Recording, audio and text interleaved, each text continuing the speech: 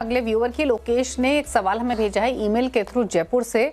33 साल इनकी उम्र है, मंथली सिप है 14,200 की, पोर्टफोलियो की वैल्यू फिलहाल है 12,60,000। 8,000 की सिप इनको बढ़ानी है, यानी उस स्थिति में जो टोटल सिप हो जाएगी वो लगभग 22,000 की हो जाएगी। बच्चों की पढ़ाई, शादी और रिटायरमेंट का इनका लक्ष्य है। कौन से भी एक्टिव फंड्स है? 1,000 rupees ICICI pro equity and debt, 5,000 Kotak mid cap direct, 2,500 मुद्रा oswal multi cap, 2,500 SBI small cap और एक है इनके पास 2,200 एचडीएफसी एनपीएस एंड एचडीएफसी। तो ये इन्होंने डिटेल्स बताई हैं। क्या सजेशन रहेगा इनके लिए और कहाँ एडिशनल एलोकेशन ये करें 8,000 का? जी लोकेश जी, मैं आपका प्रश्न देख रही थी और यहाँ पे मेरी 3-4 ऑब्जर्वेशन थी। सबसे पहले मैं देख रही थी कि आपने हर एक लक्ष्य के लिए एक फंड में निवेश किया हुआ है। मैं कहूंगी उससे बेहतर ये रहेगा कि आप हर गोल वैल्यू का एक आपको अंत में क्या कॉर्पस चाहिए, क्या आपकी एंड गोल वैल्यू है, उसे समझ के एक बैकवर्ड कंप्यूटेशन करें। वही मैंने किया है आपके लिए। उस पे मैं आती हूँ। दूसरी चीज, आपके पास एनपीएस है। अब मुझे नहीं पता आप कौन से टैक्स रिजीम में हैं। अगर आप पुराने टैक्स रिजीम में हैं तो आपको एनपीएस का एक टैक्स बेनिफिट मिल रहा है, लेकिन अगर आप नए टैक्स रिजीम में हैं तो फिर मेरी सलाह आपसे ये होगी कि आप वो एनपीएस में जो मंथली इन्वेस्टमेंट कर रहे हैं उसे रोक दें। क्योंकि एनपीएस देखें, लॉन्ग टर्म में एक तो वो आपकी लिक्विडिटी को लॉक इन करके रखता है। सेकंड, जब वो मेच्योरिटी पे आप आते हो, जब आप रिटायरमेंट के समय आते हो, आपको एक कंपलसरी एन्युटी लेनी पड़ती है। उस समय पर भी आपको लमसम वैल्यू नहीं मिलेगा। तो वो एक फ्रीडम या फ्लेक्सिबिलिटी की आप कब कैसे विड्रॉ करें, वो एनपीएस में छूट जाता है। रिटर्न स्टैंड पॉइंट से म्यूचुअल फंड्स में अगर आप निवेश कर रहे हैं तो फिर वो आपको एनपीएस से थोड़ा बेहतर रिटर्न भी दे सकता है। इसीलिए ये मेरी दूसरी ऑब्जर्वेशन थी। तीसरा, आपके फंड्स पे अगर मैं देखूं तो आप हाँ, मैं समझती हूँ कि 20-25 साल का समय है, लेकिन 80% mid and small cap heavy portfolio है।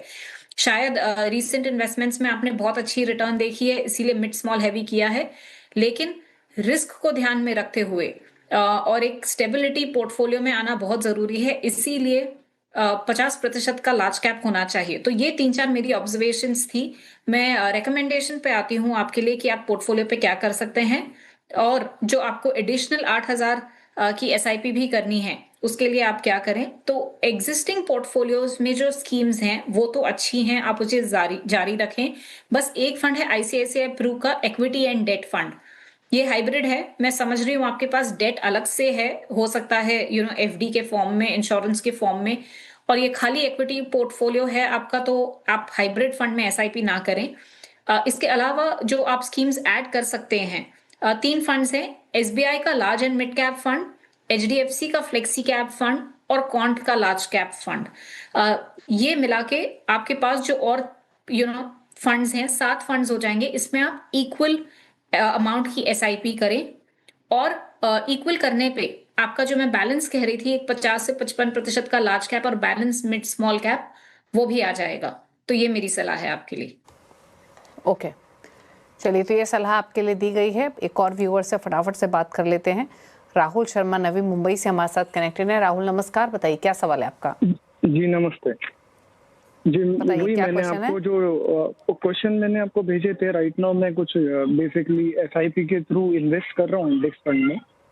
तो मेरे पोर्टफोलियो में जो इंडेक्स फंड है वो है एचडीएफसी निफ्टी 50, पराग पारेख है, Aditya Birla sun digital India fund है, आईसीआईसीआई प्रूडेंशियल मल्टी एसेट है, मोतीलाल ओसवाल है and Axis small cap fund है। तो ये जो एसआईपी है ये अराउंड 17,000 पर मंथ में करता हूँ बेसिकली। ओके। एंड मैं एक 1 CR का बेसिकली मैं कॉर्पस का प्लान कर रहा हूँ। तो इससे रिलेटेड अगर आप बेसिकली असिस्ट कर पाएंगे कि किस तरह के फंड मैंने अपने पोर्टफोलियो में रखने चाहिए, और राइट नाउ जो फंड में होल्ड कर रहा हूँ इसमें किस तरह के चेंजेस रिक्वायर्ड है। ओके, तो बताइए क्या सलाह इनके लिए रहेगी। इन्होंने अपना क्वेश्चन तो बताया है, फंड्स भी बताए हैं। 1 करोड़ का लक्ष्य 10 इयर्स में है। अभी पोर्टफोलियो की वैल्यू 4-4.5 लाख के आसपास है। 17,000 के सिप है। क्या सजेशन है इनके लिए? जी राहुल, सबसे पहले देखिए, आई एम श्योर अभी आप वो अर्निंग फेज में हैं, तो आप जरूर अपनी एसआईपी को स्टेप अप कर सकते हैं। तो वो आप अगर एसआईपी को स्टेप अप नहीं करेंगे तो जिस हिसाब से आज आप एसआईपी कर रहे हैं, आप करीबन एक 55-60 लाख के कॉर्पस पे पहुंच जाएंगे। लेकिन अगर आप 10 या 20% की स्टेप अप कर सकते हैं, एसआईपी अगर 20% से स्टेप अप कर लेंगे तो 1 करोड़ के एक गोल वैल्यू पर पहुंच सकते हैं उसी समय में। तो जरूर ट्राई करना स्टेप अप करने का। आपके पोर्टफोलियो में 3-4 चीजें मैंने ऑब्जर्व की। सबसे पहले आपके पास एक मल्टी एसेट फंड है। अब मैं समझ रही हूँ कि कुछ ना कुछ डेट आपके पास अलग से होगा, तो ये अगर प्योर इक्विटी पोर्टफोलियो रखें तो वो एक रिटर्न में एफिशिएंसी और आ सकती है। दूसरा सेक्टर फंड है। जैसे मैं कुछ समय पहले भी बता रही थी कि कोई भी सेक्टर फंड में टाइमिंग बहुत जरूरी हो जाता है, और ये कि आप वो सेक्टर को कितना क्लोजली मॉनिटर कर रहे हैं वो इम्पोर्टेंट है।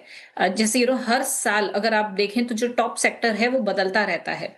सो अगर आप वो आईटी सेक्टर को उतना नहीं समझते हैं, आप उसे क्लोजली नहीं मॉनिटर कर रहे हैं, तो एक फंड मैनेजर पे छोड़ देना कि वो सेक्टर रोटेशन करे आपके बिहाफ पे, वो ज्यादा बेहतर हो सकता है। इस हिसाब से आपके पास जो आदित्य बिरला का डिजिटल फंड है वहां आप एसआईपी रोकें। जो आईसीआईसीआई का मल्टी एसेट फंड है वहां आप एसआईपी रोकें। आपके पोर्टफोलियो में मैं कहूंगी आप थोड़ा सा मिड स्मॉल एलोकेशन बढ़ा सकते हैं। क्योंकि 10 साल का समय है आपके पास, आप थोड़े अंडरवेट हैं ये मार्केट कैप में। तो वो जरूर मैं आपको एक सलाह दूंगी।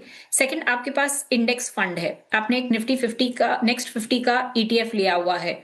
देखें एक्टिव फंड्स में बिकॉज फंड मैनेजर सेक्टर और स्टॉक कॉल्स लेते हैं, एक्टिव फंड्स मैं कहूंगी 1.5 से 2% आपको ज्यादा रिटर्न दे सकते हैं ईटीएफ के कंपैरिजन में। तो अभी कुछ सालों के लिए एक्टिव फंड में रहना आपके लिए ज्यादा बेहतर होगा। इसीलिए जो एचडीएफसी का नेक्स्ट निफ्टी 50 ईटीएफ है वहां पर भी आप एसआईपी रोकें। इसके अलावा एक्सिस की जो स्मॉल कैप फंड है उससे बेहतरीन फंड्स अवेलेबल है मार्केट में, तो इसीलिए वो एसआईपी रोकें। इसके जगह पर जो आप स्कीम्स ऐड कर सकते हैं, आप एक इन्वेस्को का स्मॉल कैप फंड ऐड कर लें, कोटक का मल्टी कैप फंड ऐड कर लें, और आईसीआईसीआई प्रू का large and mid cap fund add कर लें। वो मल्टी कैप फंड के थ्रू आपको मिड स्मॉल एलोकेशन थोड़ी सी आपकी बढ़ जाएगी। ओके, चलिए, तो ये रही सलाह आपके लिए राहुल। आपके पोर्टफोलियो रिलेटेड तमाम बातें आपको बताई गई हैं। इसी के साथ शो को समेटने का वक्त है। थैंक यू श्वेता आने के लिए शो में और सभी क्वेरीज को आंसर करने के लिए। जाते जाते आप अपनी स्क्रीन पर श्वेता के टॉप 4 फंड्स भी देख सकते हैं, उनको नोट कर लीजिए अगर पोर्टफोलियो क्रिएट करना चाहते हैं श्वेता की चॉइस से। इसी के साथ योर मनी में तो इतना ही। ब्रेक के बाद भी खबरें जारी है। नमस्कार।